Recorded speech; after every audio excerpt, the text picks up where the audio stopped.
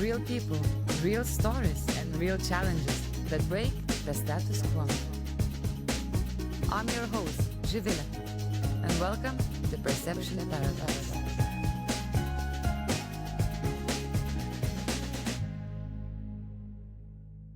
So, ladies and gentlemen, welcome back to Perception Paradox. And today I'm here at FIRSTPICK office, which is the leading early stage fund in the Baltics. And I have with me Jone, one of the co-founders and investors at FIRSTPICK. Hello, Jone, welcome. Hi.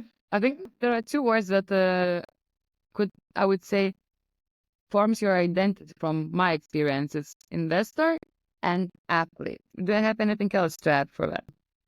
I wish people had. It's actually funny. I keep on thinking of that because this is the way I also introduce myself, that I'm an investor and I like to run and this is me. But this is probably like, it's what I do, but it's not exactly who am I. So who is Jone? That's a good question. Like, that's what I'm trying to find out. It's, I think, so much more than that. In essence, yes, I think it defines me because of what I like to do and where my values lie. So it's really, I think, a lot of my whole history and I think probably future. Oh, wow. Yeah. All right. So I think the way I would like to start our conversation and what I'm most curious about, you just got back from the Burning Man, and I am aware that you did an ultra run there. Yeah. How was it?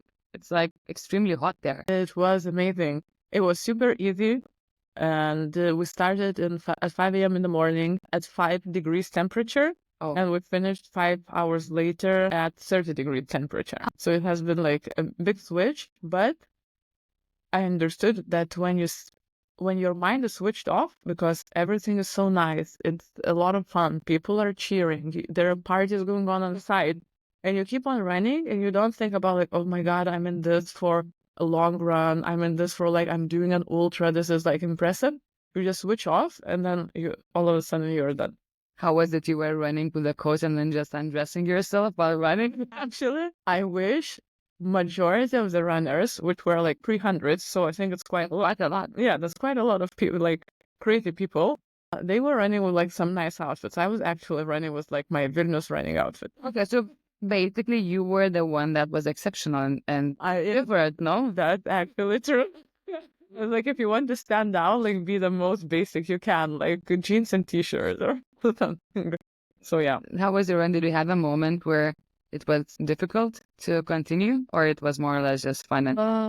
I think it was more or less just fun, but I had like a good support running with me all the time, and then friends joining later. So I'm pretty sure that without it would have been quite different. But yeah, I think this was not the race that I was going into for like maximum performance or anything. I went there with my mind of just wanting to really enjoy it, as cliche as it will sound.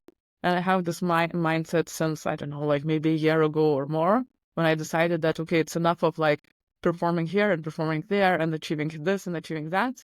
And I went into training mode of just enjoying of as much as I want to do. So that's so interesting. So before you were doing it competitively with the running and really focused on the better results? Yes.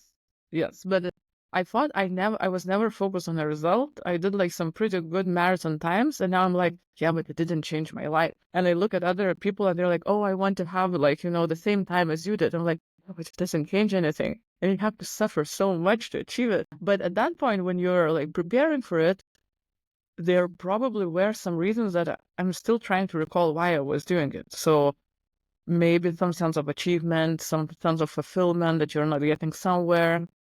Yeah, so I don't know, maybe some challenges that you're not getting at work. And now I feel like I'm getting it. So now you're calm. Yeah, now I'm calm. Now I can just run long, steady runs and yeah. But you know what? I find it interesting and a bit paradoxical in a way that everyone who achieved a lot always repeats that I'm not sure if it was maybe worth it, or maybe have the clear answer why you're doing this. Maybe you can do different things.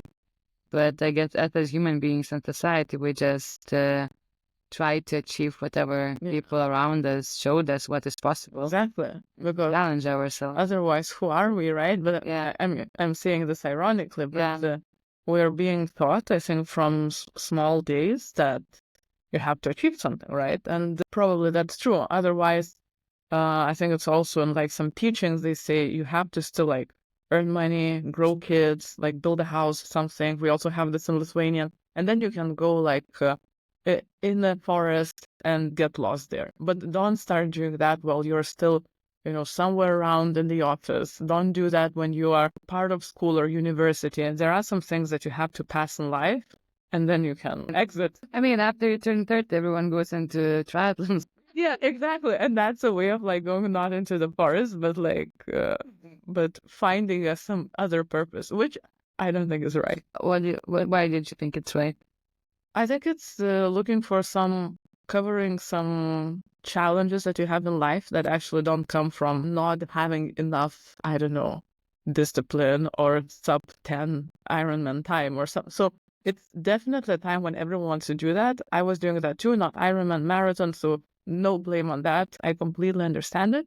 But when you come to a point when you understand you probably are covering something else, and then you start understanding what, it becomes so much easier and even funny. How did you get into running to begin with, actually? I was so busy working, I couldn't do any other sports. I couldn't find time to go play tennis, I don't know, or go to a swimming pool. So I said, like, okay, what's the fastest? And then I bought running shoes, and that wasn't, I don't know, like maybe in 2013 or something. And I did that on and off, but it was purely because I was like, I need to work a lot, but maybe I also need to stay in some shape. So that's how I started running. And what were you working? Was it already the investment field? Consulting. Yes. Like we had like some 24 like hour works of like nonstop typing. So yeah.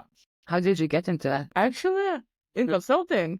Oh, that's funny. I came back from my studies in the Netherlands, and then I was looking for a job. And apparently it was much tougher than I thought. And then like my motivation completely dipped. I was like, no one wants me. How is it possible? Like, I'm such a good student. And then I had two offers. One was a consulting firm, and the other one was at like this Uno park, where you climb. And then the consulting declined me. They said, okay, yeah, sorry, you did not pass, and etc.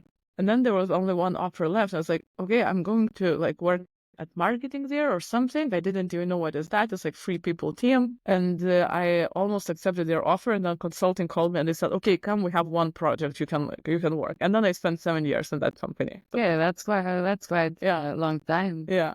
And funny enough, my running coach that we are good friends now with, he was apparently working in this Uno park at that point. Interesting. Yeah, how it's like you switch the roles kind of. That's quite funny, actually. Yeah, it's interesting. You just find out these things later in life. You're like, When you started running, how did you see it contribute to your work career and your in general life discipline? Did it have any kind of positive effects on that led you where you are right now? I think so. Probably we have been like, I don't know, depressed, and because it really just helps to clear your mind. So definitely I needed that. And I think when people now speak about meditation and like, I don't know, gong therapies or like breathing, which I think is super good, for me, it was running all along. So just going out and sometimes just listening to music, sometimes listening to a podcast, sometimes listening to something, but not hearing because my minds were so loud all the time. So very different runs, but definitely it contributed to me being a bit more peaceful. I had my routine running in the morning. I come to work and I'm just peaceful. How did you push yourself out of bed? Because I find it sounds now so easy, oh, I just needed to some kind of get rid of my energy. But if you're really busy working 24/7, you kind of just get into this never-ending loop and you don't have enough energy, motivation to do anything else. Yeah.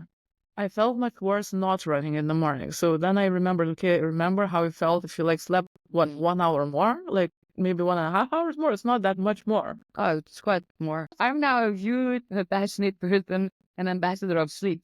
Way more. I know, me too, actually. So I'm trying to combine a little bit more like of runs in the evening, etc.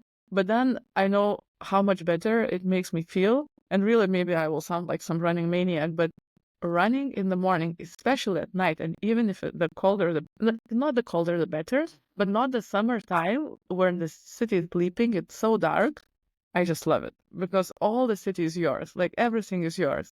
Then you will never ever have it when you run in the afternoon, never. So I'm like, or like even like sometimes missing it so much. That's a great word. Do you keep your sneakers next to your bed? Almost. When I go next to my door, so it's always there. Actually, Okay, so it's always there. You always do that. yeah. No, but it's funny. I think how people see me as this runner, and I think it's just because I run. I used to run quite a lot. I don't run that much now, like maybe, I don't know, half of what I used to do. And I used to run fast, and I can still run fast, but there's no meaning in it anyways. But I'm still a runner in so many people's eyes. It's like everyone's like, oh, she's a runner. Yeah, I think that's how I got to know about you. We had also started team, but I was not that active in the Baltic. So funny. And then It's like you have was this tag forever. yeah, but that's great. Yeah. And people from different life stages, they just have what identifies them It's true. you about. So I think it's for me, yeah, It's true. It's the same as when I introduced you, and then you think, okay, what defines you? Yeah. Probably somewhere at the back of your head is how I got to know you as well, right? So through startup tech events. Yeah. I think the moment when we won was this tech barbecue side event when we were just drinking champagne and the side. Yeah, we even had the picture. And talking about stuff. Yes. In the tech event where everything is so loud and you're like, oh my God, I just want a person to talk to. Yeah. So you've been in this game for a long time, investment, like consultancy and tech scene investment. Now you're running the fund. How is it for you right now with all this tech noise happening? How do you find actually mind peace when it comes to the work routines? That's a good question. I think it's a lot of routine, but at the same time, every day is very different. So I think being in the tech scene, running a fund, I think I couldn't ask for anything better. Really, I'm super, super happy to be here.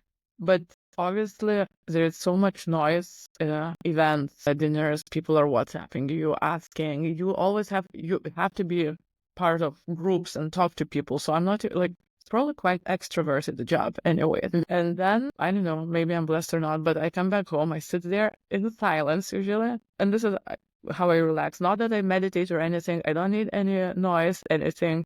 I go for a run. That's another thing. So a couple of these things and I'm good. Nice. Yeah. That's a good balance to have noticed that when you worked a bit, running or doing whatever things without any distraction, music, or just focusing on the breath, that's a game changer. They say silence is also a sound, so that's also true. So listening to silence. I have this kind of very regular question. People see you always in the events or in the work environment.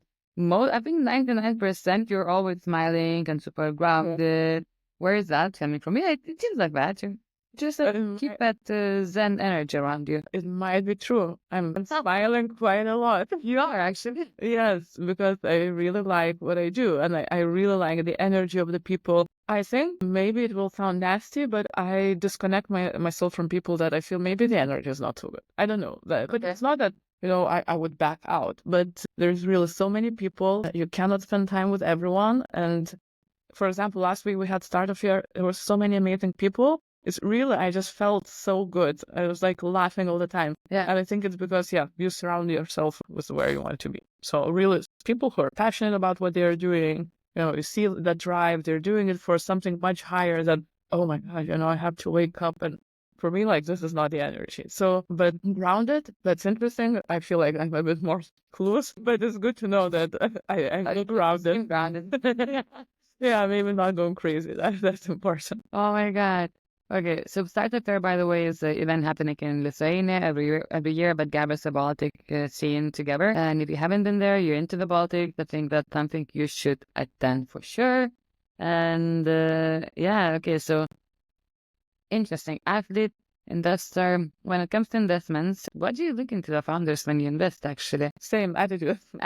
No, but I think it's very hard to say. We were discussing that with the team when others are asking, so how do you evaluate, is it a good founder or not? And there are obviously like some traits that are very obvious.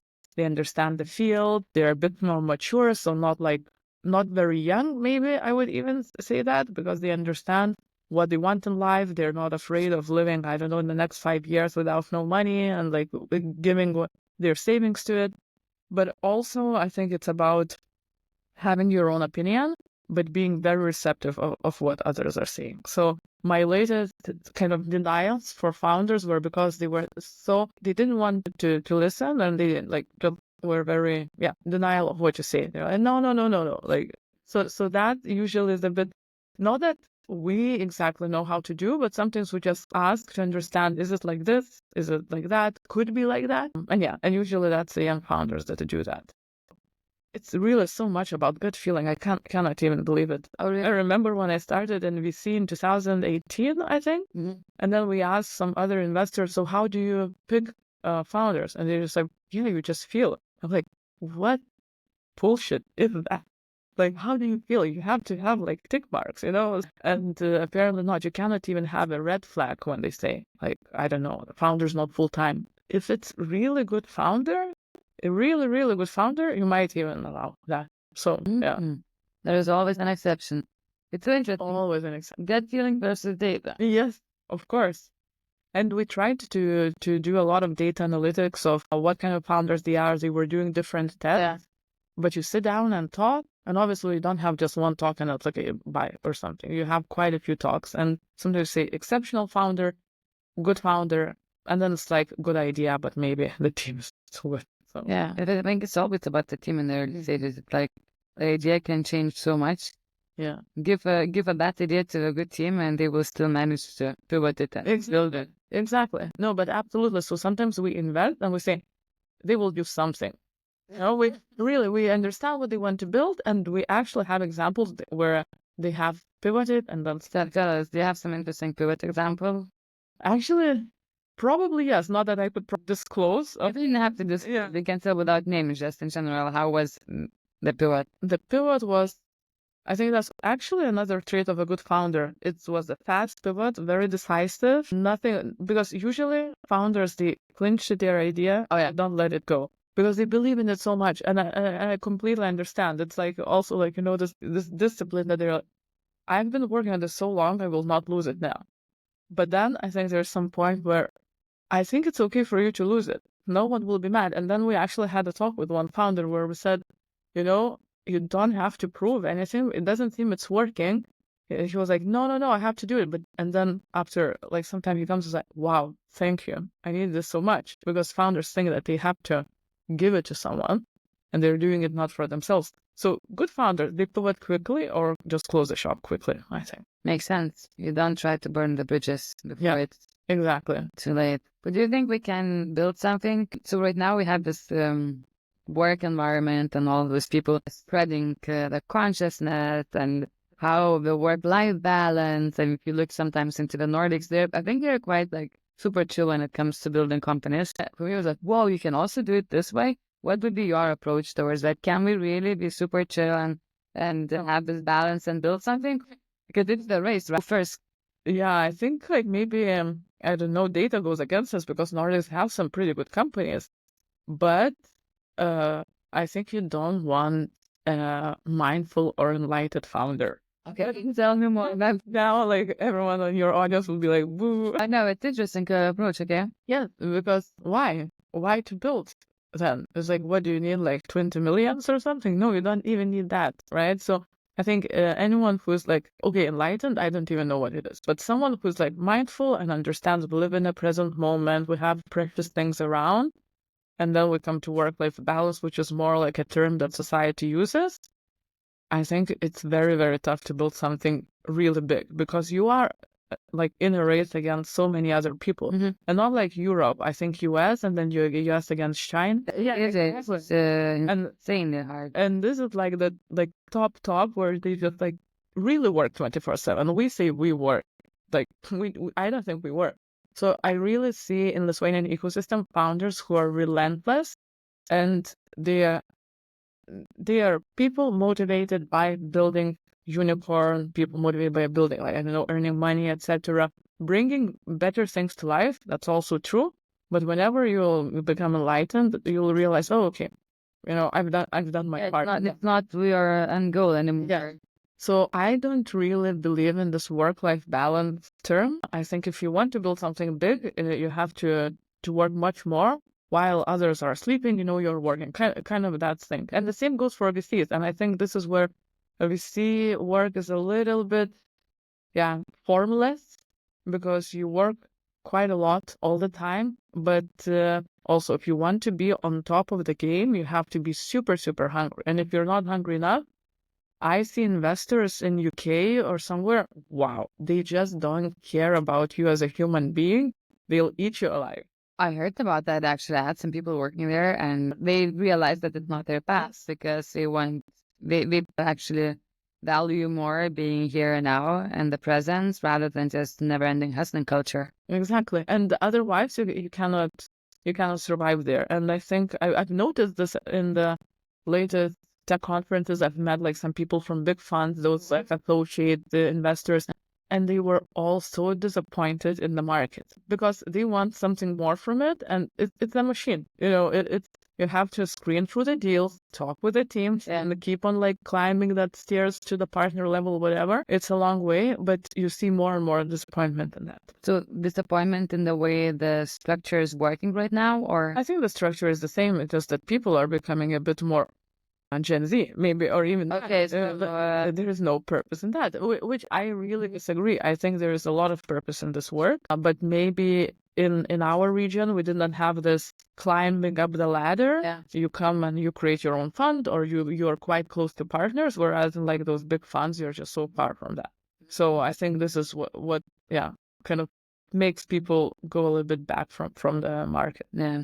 So since you spend a lot of time scouting as well, do you think what is the approach towards the tech events? A lot of people face difficulties. The founders face difficulties or inner conflict. Should I go to tech event and try not to pitch fundraise, or should I stay and just build the product? Both works. I think if you're in a fundraising mode and you have pre-planned meetings, then go. If you don't, then just walking around, it's a complete waste of time. Absolute waste of time. So we also go there, usually not for a reason to scout startups, unless we have meetings already planned, but we go there to meet other funds. So it's a different reasoning. But otherwise, yeah, spending like 3 days or something in like super nice luck, which is so amazing.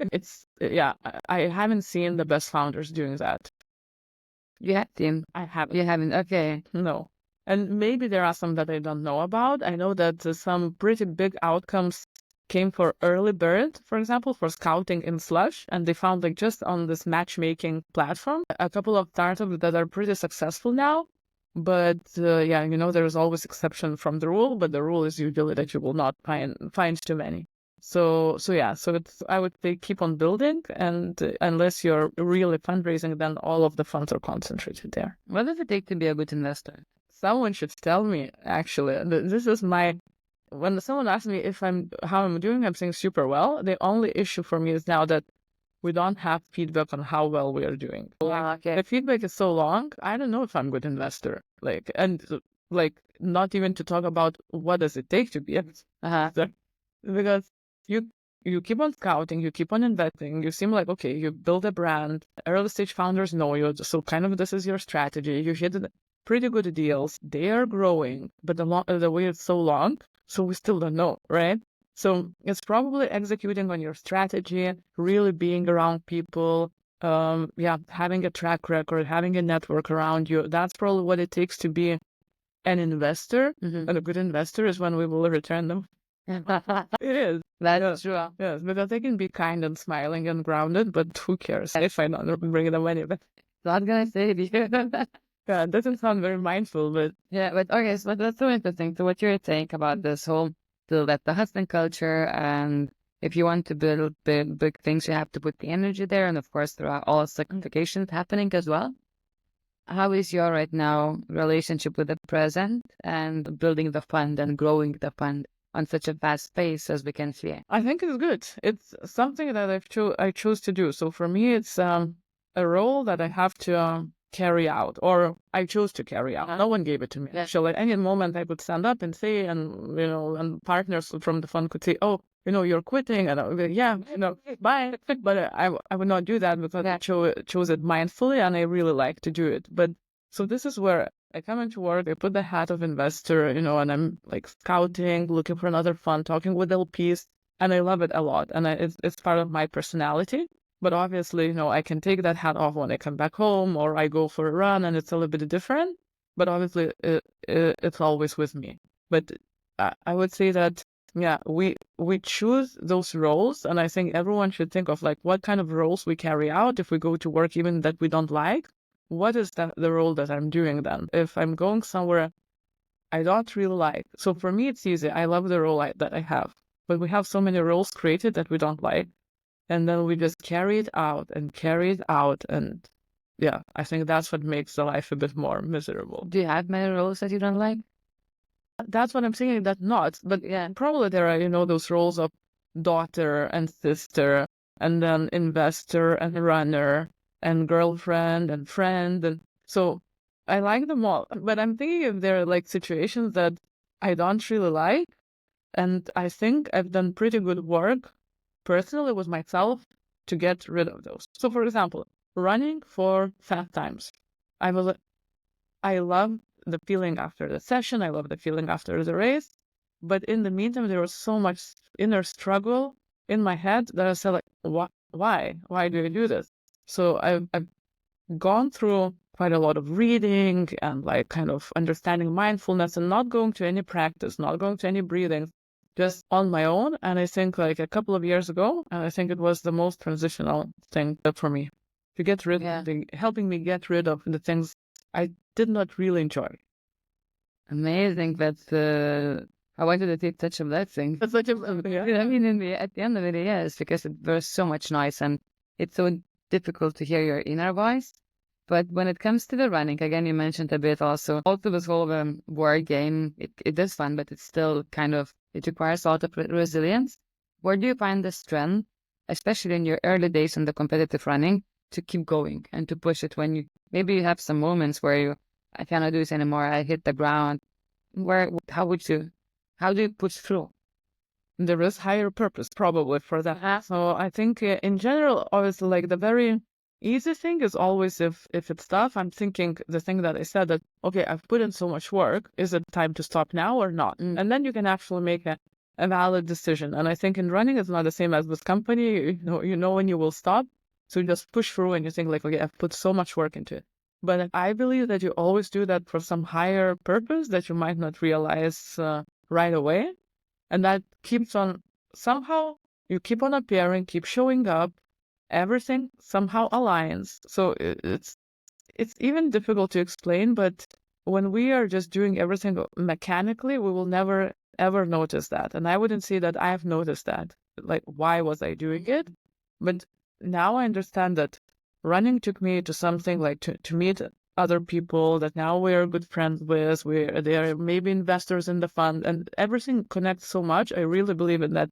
It was meant to be. Synchronicity. Synchronicity, yes, that's really true. That's crazy. I feel like when you're going not against your own will, or going to the flow that's leading you, yes, that noticing things just starts happening. Yes, exactly. We talked about it, and I think it's amazing. And whenever we just try to intervene, this is it. Like everything seems to be like falling, it's not happening. And when you get into the flow, it's easy. I think one of the best examples of synchronicity I experienced was during Africa Burn.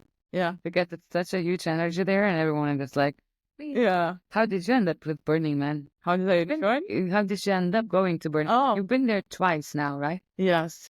That also a good question. I think there was just at some point someone said like, oh, it's nice, you should go. And there were friends that were saying it's a lot of fun. And really, I was not going there for any mindfulness. And it might sound bad again. I didn't think, I'm pretty sure I did not come out from there more mindful or purposefully more mindful, but definitely it has taught me something. Preparation for it, being patient, really, I don't know, adjusting to your needs, not others' needs. So some little things that you wouldn't maybe even notice, not going to like breathing sessions there. But I think it has really brought something to me that now I'm carrying, like a lot of joy as well. Understanding that you are so not important. There's so many people. You can walk naked there. No one really cares. And I think this is like image of Burning Man, but it's the same in whole life. We think that, oh my God, now everyone will see this. They will listen to this podcast and I was not like saying something correctly. We're really thinking that there is so much attention on us because we see everything only from our center, right? So we are kind of the center of the world and we see from our perspective. And it's the same, everyone is doing the same. And so it's very interesting to understand like, wow, we're so insignificant. Do you think the model that's kind of being acted and preached during such events like Burn, where it's all about community, it's all about gifting, caring towards each other, no violence, and so on, can be applicable on the larger scale in the world? Yes and no. I think no, because probably we have this order for a reason. So I think on Burn is a super small experiment of how community can really, like, it's not small for a festival, right? Big one? Quite a big one. Even at the festival, like you cannot call it festival. Yeah, Very. exactly. Yes, that's actually very true. So you see, like, not super mindful.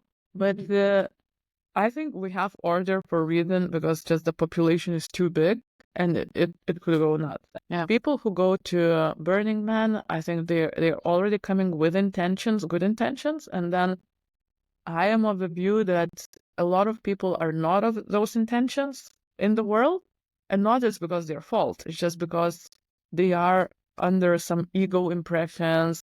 They want to, I don't know, like have justice for something, and then they're a bit more violent than the others. So I think like we need the order. Okay. Yeah. Talking about ego, do you find a lot of ego in the startup scene? Wow. Yes. Yes. Of Can we course. change that? If we change that, then we don't have very good startups. I think Okay. ego is Just- it should not be viewed as like, and we have had a recent discussion with one of the founders that ego is, when you want something better for yourself than for others, and I don't agree. I think ego is just what we are formed. And then my ego is a runner, investor, etc., always smiling. This is me, and all of a sudden I'm not that. And then I start like thinking, oh my God, what happened to me? But the me is the ego. I'm not running. I was like, oh my God. So this is the ego. So in the tech scene, it's the same. I think the egos is just the formed personalities formed by society around us. And besides the fact that, yes, you're at the same time, you have multiple hats, people expect something from you. And this is your ego, basically. So, and then how big is the ego or how it is formed, that's another thing. But yeah, I think it's just in my head. And I think in like Eastern philosophy, it's a big difference of ego of being society formed personality, and it's good usually, to like ego being like looking for everything for yourself and self-loving, like too self-loving. So that's something that I think we are a bit taught in the Western world, right? That ego is something like that. All right. That's a good answer. Look, you're an early stage investor. How do you scout startups and find those underdog founders that everyone are looking for? So if you want some numbers, but no, like, Yeah, we can go with numbers. No numbers, actually, just we have a lot of inbound coming. So a lot of applications, people writing to us through application form, through LinkedIn, socials. The conversion rate is, I think, 6%. No, in general, the conversion rate is 1.5% of how many we have invested. But from all the sources, inbound is only 6%. And the ones that we invest most is the references from the ecosystem and personal connection. So this is how we scout. It's not that we are biased, but you just know people for a longer time. Someone refers them to you, and you're like, okay, if this person referred the person to me, it might be good. Especially founder referrals are working well, because our founders that we have invested, they are referring. So this is how we scout. Obviously, we have all this machine running of our stuff that we are doing with posters, etc. We are going to conferences. We have to be visible. I'm, for example, going to Tallinn quite often, and people started thinking that you're always there. But I just fly in. I tell everyone I'm there for one day. Everyone wants to meet you. Leave, and you're still interesting for them. Not like here where you are here every day. So we do a lot of those tricks, but it's referrals, talking with people, asking what you're doing, going to talk with founders of Tesonet, Vinted, and maybe they see something. Yeah, they have a lot of also in-house talents. They have a lot of in-house talents, and they know that all investors, what they are doing, they're sitting and waiting for that talent to go out and create their own startup. But obviously, we are not pushing. We just put a sign. There's a sign to build your startup. And that's all your campaign. If you see this post, this is your sign. Universe is telling you. We wanted to put that in between Vinted and Tesonet office, but then we thought it's too brutal. And I still think it would be too brutal. So fun. I'm sure. Yeah. Well, if you're doing that, tell me, I'll come to record. Yes, exactly. Yeah, we had a lot of calls from municipality for wrongdoing, but Oh, really? Oh, oops. no, it's good. This is how we do it. Yeah, this is how we do it. That's great. Amazing. So when it comes to like to the investment landscape, do you see it changing right now? Because we've been having this boom of a lot of money, of a lot of unicorn vibes. Is it still the unicorn vibe with less available money, or what's the situation right now you see? You formed it, I think, very well. It's still a unicorn vibe.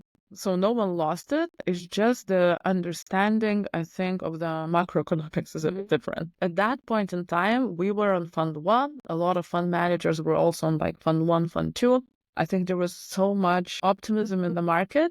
No one thought it could go down. Like, how come? And retrospectively looking, I really can understand why it looked that it will only go up, or at least will be stable. And that it will go down so sharply, no one expected it. We've seen a lot of like devalued companies, which I think is perfectly fine. But what I also saw in that period of time, we had majority of like TeslaNet was funded. We had like Berry from Estonia funded, Glia, another unicorn. So a lot of good Bolt as well. Majority of the companies, they're still well and alive and doing super, super well. So for me, it's like a conference of, yes, we had some like really hiccups during that time. But I think as long as VCs and founders come out learning something from that, that was perfect time. I think that was really, really good. Now, anytime something like that will go up, at least VC should be very careful. Founders, they can do their stuff. Rates or big valuations, a lot of money. So what founders should not do when contacting VC? What they should not do. I don't know. Don't ask for NDA or something. We will never steal your ideas. We don't even know how to build it. So, so probably that. But I think, just contacting through like quite personal contact will always respond. Yes, but I don't even know. Like all the spam that we are getting, like, dear FIRSTPICK team or something, and you see they just like, I'm Joshua from somewhere and I'm like serial founder raising 20 million. It's not for you. Like I really delete, so I have like a zero in mail policy in my inbox. Oh, that's nice. Yeah, but I just like delete those emails, and some like I see this like scroll through it. I'm like, why? You see the spam. So, but anyway, so I think like anything that's very template-like, and it's like we will recognize it. But otherwise, I think for all the Baltic founders, they should just write to us, get an intro, and that's it. And go for a walk. And go for a walk with us. That's amazing. You're doing some walks. Yes. That's perfect. Yes. Obviously, many more calls. But then probably you saw our office. We have this sofa corner. Yeah. And then most of the meetings, if they're happening live, they're happening there to have a bit more relaxed atmosphere. We put some chocolate, some things there on the table. We watch how the founder is like behaving. But I'm kidding. But it gives much more relaxed atmosphere. Yeah. And not this pitching vibe where, okay, so we're in this meeting. And I showed you the other meeting room. I hate it because you sit like... Very formal. It's very formal. Yeah. And I just really don't like it. Okay, you don't like formal. That's good. We can see from your logos and all the brands. Yeah. So for anyone who is listening right now, what would be your advice for, I don't know, maybe there's something you want to share with someone who is maybe raising, maybe building, maybe changing their career actually and getting into a startup? Find the why you're doing it. I think that. So we see and startups is such a small bubble. So we see a lot of good people coming, raising money for I don't know what reason. I think because it's fashionable, people are talking about it. And just looking from this perspective, I would say before doing that, really think why would you do that? Maybe you want to meet with people and hear some interesting ideas, hear some feedback.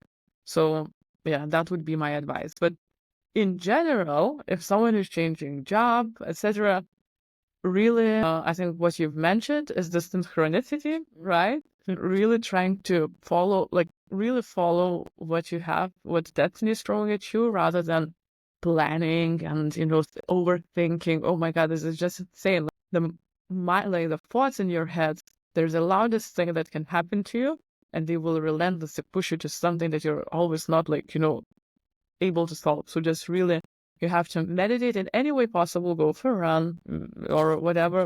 In silence. Sit in silence. Yeah, exactly. And come more to those questions. Are you doing that because of the societal pressure, which is very, very clear? Are you doing that because of fear? Or are you doing that also of lust? These are three things that I always think they are the most damaging. If you're doing something from society pressure, from fear because you're afraid, or lust because you crave something so much. And this is the most humane kind of search for dopamine, etc. Yeah. So That's so crazy because our thoughts can literally make us sick. exactly, I think they are. Yes, they are making us sick. Yeah. To look into that. That's why I think, yeah, and obviously, like, I could recommend like the most basic readings, like, Alan Watts or something, which is a difficult reading, but like even reading a few sentences there, it makes a difference. Reading a little bit of a Bible, it makes a difference. To clear the mind and understand how noisy it is. Sometimes I cannot even believe that some like people still live in that, and I used to live in that like 2 years ago. So it's been a recent. Okay. Yeah, it's quite recent. Of course, I was not like I'm not even mindful now, but I mean, a little bit. So at least I can grasp some joy. But when I remember the past times, I really wish like parents would grow their children with a bit more mindfulness, then they would go to university with more mindfulness, and then obviously work and etc. And I'm pretty sure they will figure it out. I'm very curious now. So how did that switch happen in your life? I was actually challenged by one person. Like, he was asking me some questions, or for like, what do you want from me? Like maybe any basic questions, like, what's the goal of life? I was like, what do you mean, what's the goal of life? I want to build my free funds, and and then I want to maybe I want to live like during winter somewhere in like Tenerife, whatever. No, how what do you mean? No. I was so pissed. I was like, how can you say no? This is my goal. Yeah. Then you understand there's no goal in life, etc., like all these things. But so I was getting challenged, but in a nice way. And I think this is what we should do a bit more to each other, to help not to chit chat and about, oh, how was the startup year, or how was this and that, but really try to help people navigate a little bit, but don't intervene too much also. That's awesome. So did you find your purpose? Purpose? There's no purpose. There's no purpose. That's true. There is no purpose, and understanding that, just actually enjoying the living, which sounds like very cliche, but actually yesterday I was listening to a very interesting podcast of like the origin of the people, etc., and they were actually talking that if you are satisfied, you don't need any purpose. And this might sound brutal, but when like suicidal people say, oh, I found a reason to live, what will happen when that reason will be gone? Again, you will not want to live. So the idea is that you just live. You don't need a reason for that. You don't need a purpose for that. Here we go. It's the final way to end this episode. It was Jone from FIRSTPICK, an investor and a runner. And find your reason. Yeah. Just enjoy life. No, don't find reason. Enjoy life. Do the things you like and follow your dreams. As cliche as it sounds, just follow your path, not someone else. Yeah. Because how they are saying everything else is taken.